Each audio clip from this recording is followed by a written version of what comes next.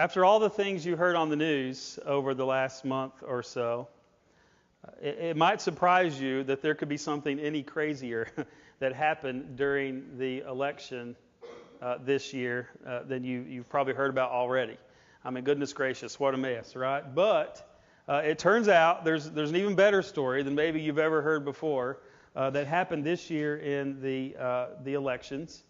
This story comes from a little town called Oceanside, California. And there in Oceanside, California, there was an election for the office of city treasurer. Now, this office was a office that was being sought after by two candidates. Okay, here they are. There's a picture of them up on the screen.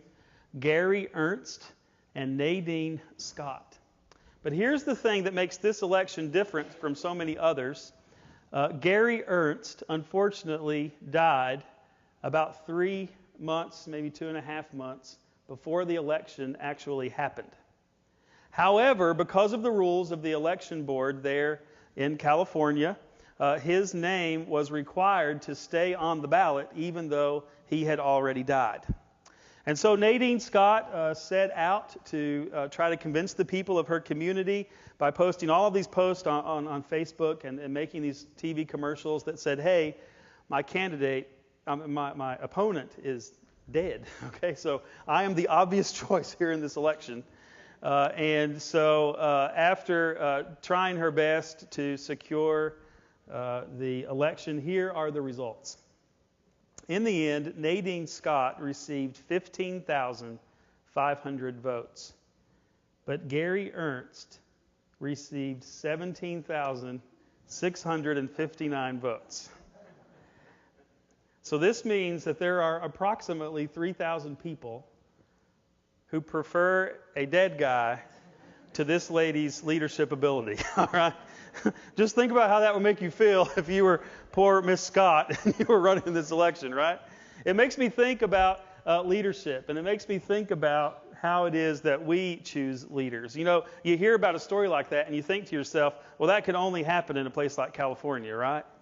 Or maybe there's a few of you who would prefer they'd put some dead people on there every now and again because they're better than the people that you're trying to vote for. But isn't it funny how different people look for different things in the leaders that they choose to follow? Some people are looking for leaders who are strong and brave and courageous, maybe just with a little hint of arrogance. Some people are looking for leaders who are humble and who are kind.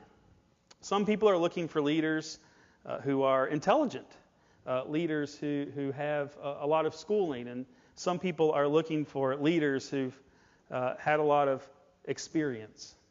Well, it makes me wonder what kind of leader it is that we should be choosing and that we should be following here in the church.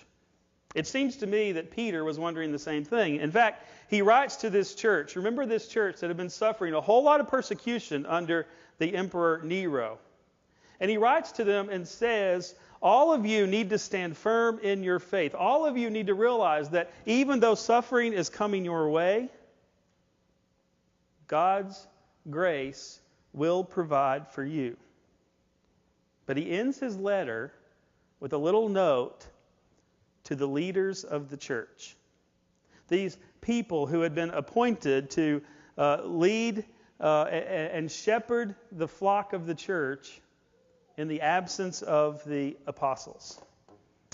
Now, in the New Testament, these leaders are called elders.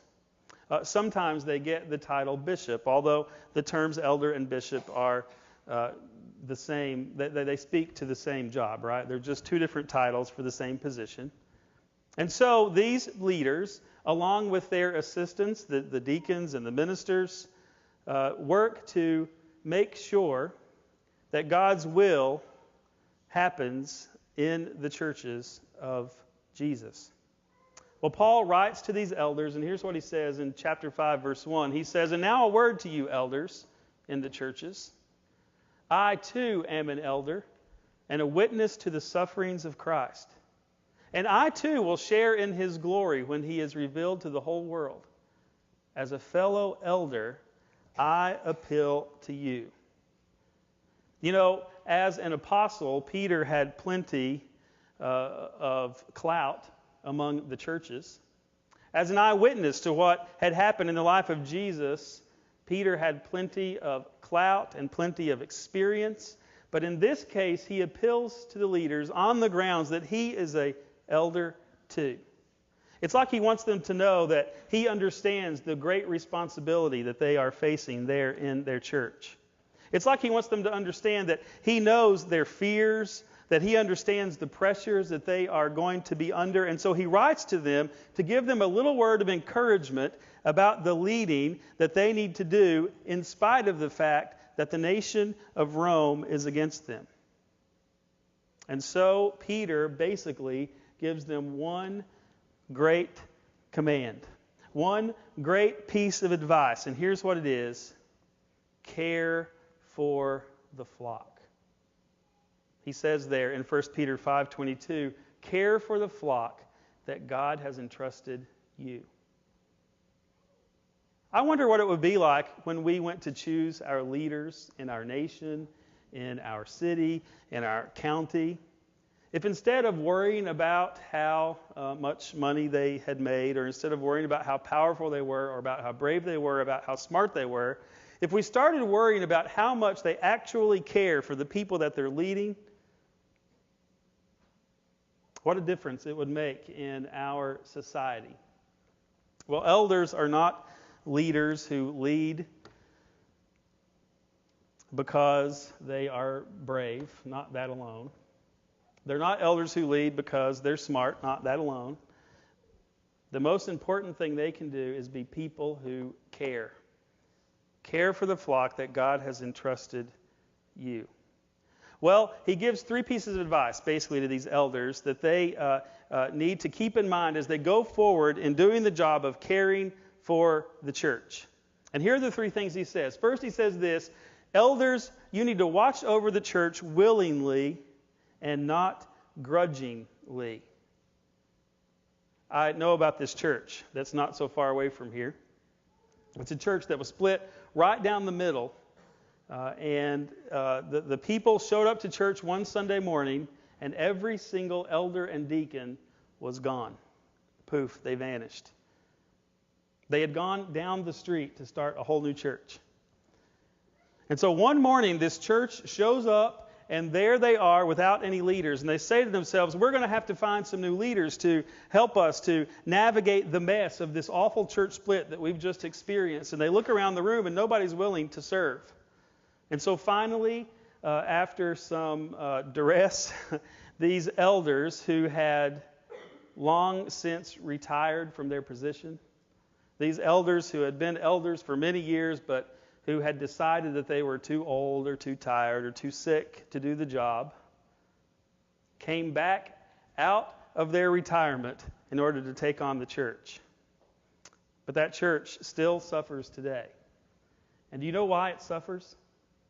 It suffers because those leaders really weren't willing. They just felt like they were the only choice that the church had left.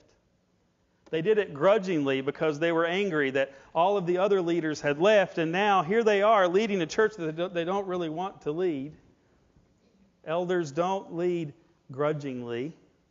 Instead, do it willingly. I expect that it was probably the same for the people who served there in 1 Peter. You know, if you were a leader in the church in those early days, it meant something much different than it means today, at least here in this land. Because in those early days, with the persecutions of Nero so harshly coming after the church, it was the elders, the leaders of the church, who were the first that Nero would be picking off, right? It was the elders who were the first to suffer persecution in hopes that if they could just convince the elders to change their mind about who Jesus was, and the rest of the church would follow. And so to be an elder was a scary thing, and I'm sure people did it with great fear.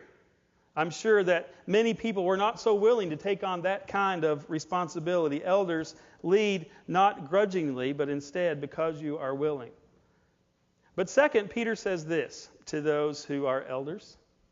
He says, elders, you lead the church not for what you can get out of it, but instead because you are eager to serve God. In other words, you lead the church not for what you can get, but instead for what you can give. Have you ever seen some of those preachers on TV? Have you ever heard some of the stories that they share about how they just need people to send us a few more dollars? And if you will, I'll pray through the TV and bless you. God told me, this one preacher said, this is a true story, not long ago, God told me that I need a jet. And if you'll just send me the money, I'm sure that you'll receive a blessing from it. Elders, preachers, deacons, you serve not to get, but instead to give. I think I've told you this story before. When I was in college, I toured with this singing group. I didn't sing. I was the sound man. Okay, so don't flip out. And I toured with this group, and we stopped who knows where in the middle of nowhere at a Dairy Queen. Okay, and we were sitting at this table at Dairy Queen. There was little like bar stools there. We were up on these bar stools. We were looking across the way at these two little kids whose parents had bought them ice cream cones. And there was a boy maybe 7-ish years old and another one who's maybe 3. Well, there they were eating away at their ice cream. And it wasn't long before the littlest boy, 3 years old, was completely covered. His whole face, his whole body covered in chocolate ice cream, right? It was everywhere. And so his 7-year-old brother, who felt compassion for him, decided that he needed to help clean him up a little bit. And so he grabbed this napkin, and he went toward his little brother to wipe off his face. And as he wiped, the little boy was becoming cleaner. And surprisingly, the little 3-year-old was more than happy to let his brother do this.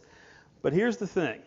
As he wiped, he was holding his ice cream cone in this hand, and he forgot to pay attention to it. And so the more he wiped, the further his ice cream cone tipped over, and soon his ice cream just fell off right on the floor. And so after he's finished cleaning up his brother, he turns around to take a lick, and he realizes that his ice cream cone is gone. And without missing a beat, that little boy says, "Hey, who stole my ice cream?" Well, here's how he fixed the problem. He took his cone and gave it to his 3-year-old brother, and then took his brother's cone and made it his own, right? You see, that little fellow was just trying to help, right? He was trying to help his brother. He had a great heart. He wanted to serve. He wanted to serve, that is, until the point that he realized it was going to cost him something. And so, elders, you should be different from that little boy. The kind of people who are willing to give rather than the kind of people who are always wanting to get.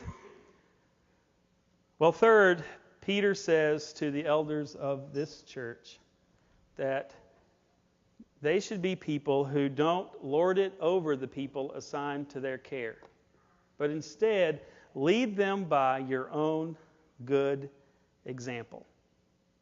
In other words, elders, you shouldn't be domineering, but instead you should be role models that people may follow. There's this sort of famous story about Jesus and his disciples, and they're walking along the road one day, and James and John, the two brothers, are having this argument.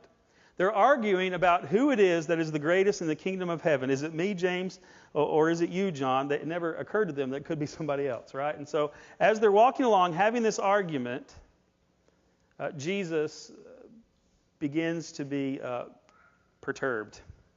And depending on which version of the story you read, it's either they or their mother that finally goes to Jesus and just asks him, can my son, James or John, sit at your right hand when you go into your kingdom? Well, Jesus doesn't like that they're vying to see who can be the best. And so here's the way he answers them in Matthew chapter 20. He says, Jesus called them together and said, "You know the rulers in this world, and you know that they lord it over their people. You know the officials that flaunt their authority over those who are under them.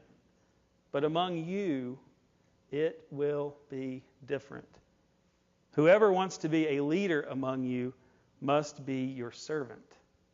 And whoever wants to be first among you must become your slave.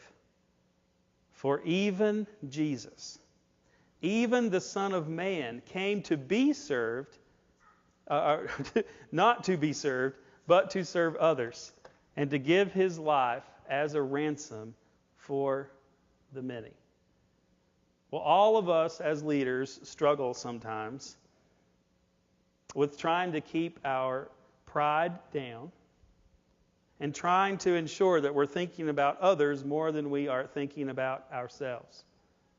But Peter says to the elders of the church, you people should not be domineering over others, but instead you should be the kind of leaders that are just so good that people want to follow you.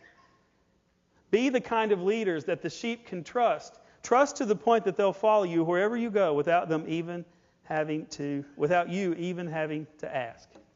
The Son of Man came to serve and to give his life. And so you elders should do the same. And in fact, he ends this little speech to the elders by reminding them that they do have a great role model themselves that they can follow. This great role model who teaches them exactly the way that they should lead. That's what he says there in 1 Peter chapter 5, verse 4, where he says, and when the great shepherd appears, you will receive a crown of never-ending glory and honor. You leaders, you be like the great shepherd Jesus. Now there was a time in the Gospel of John where Jesus talked about being a shepherd for his people. He talked about what it meant. He says there in John chapter 10, I am the good shepherd.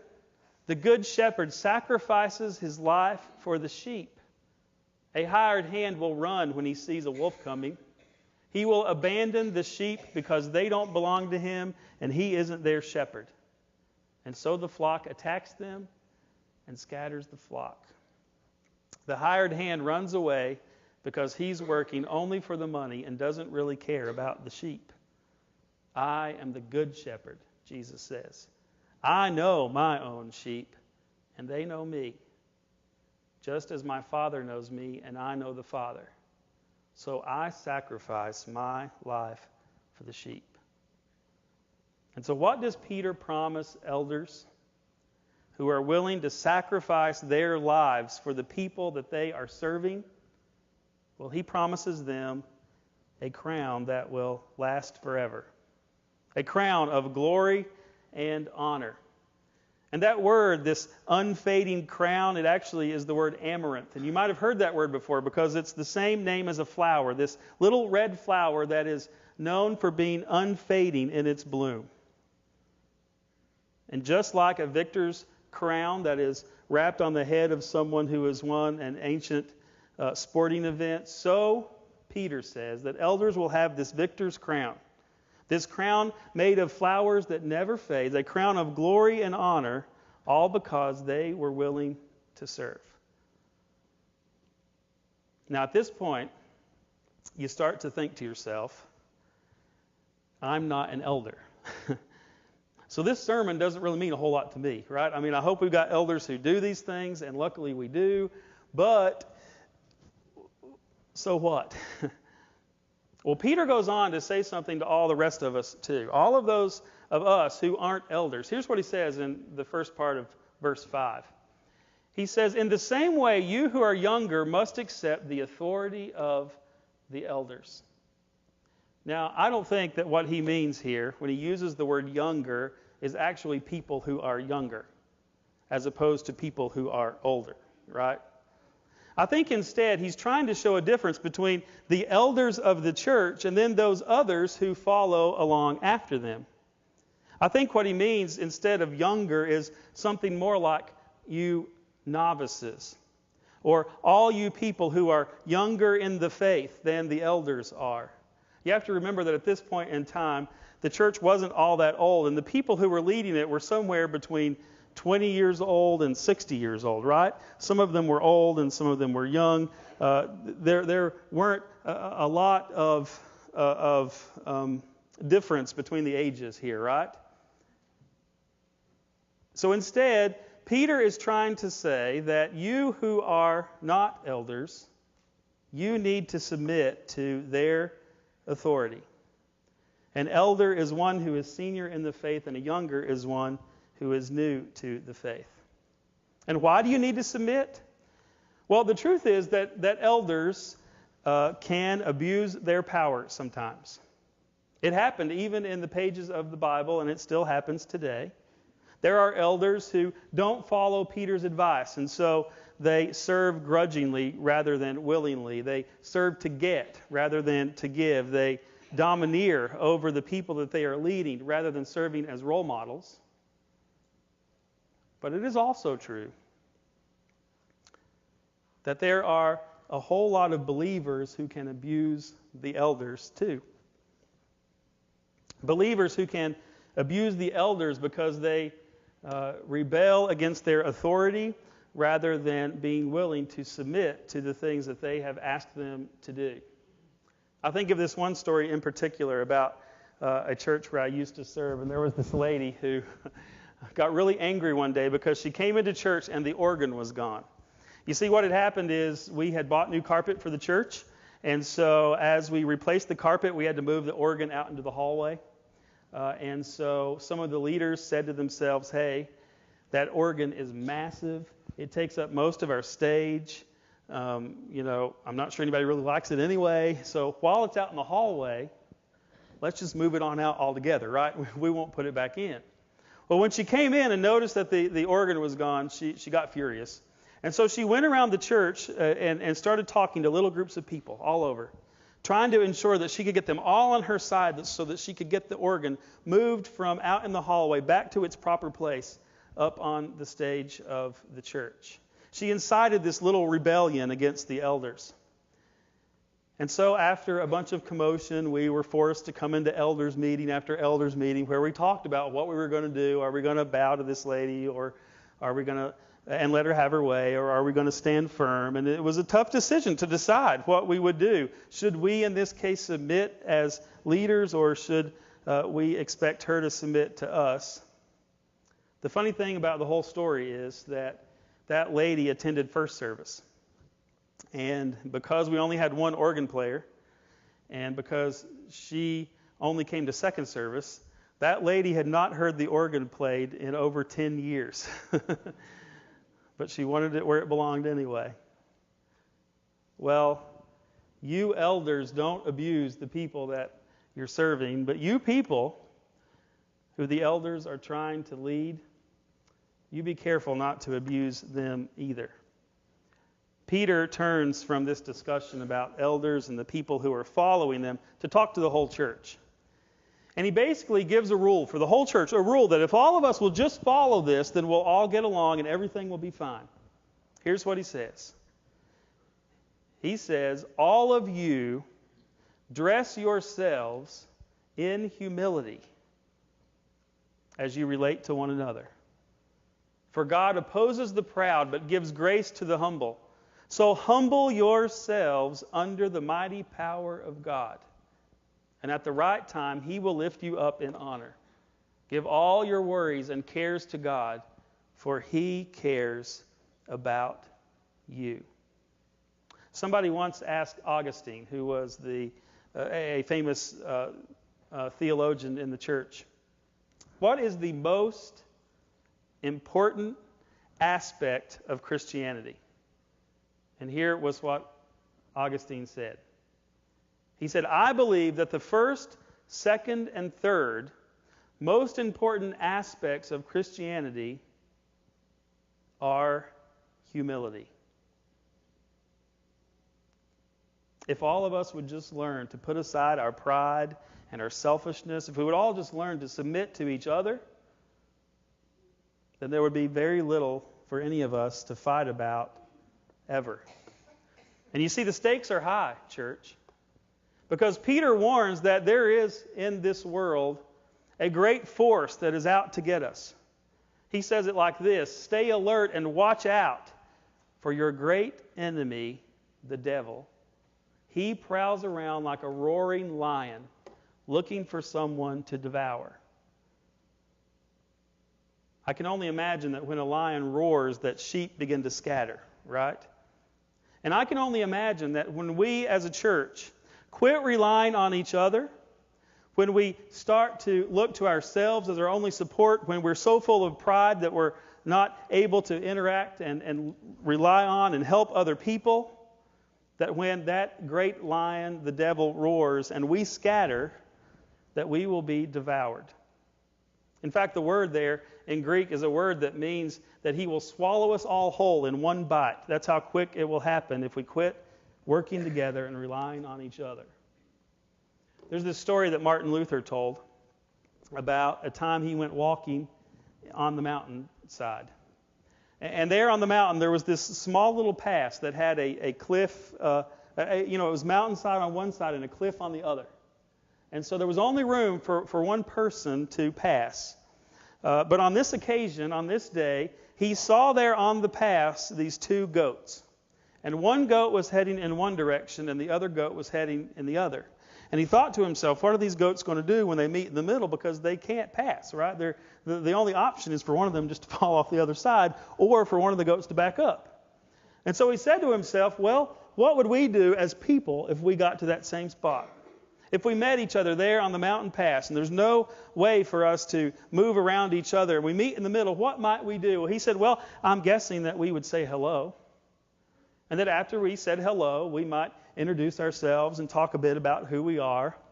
But it wouldn't be long before one of us would say, well, I got to get on to where I'm going. Won't you back up for me? And then the argument would start, right? Well, I'm older than you are, so you back up for me. Well, I'm richer than you are, so you back up for me. Well, I'm more powerful than you are, so you back up for me.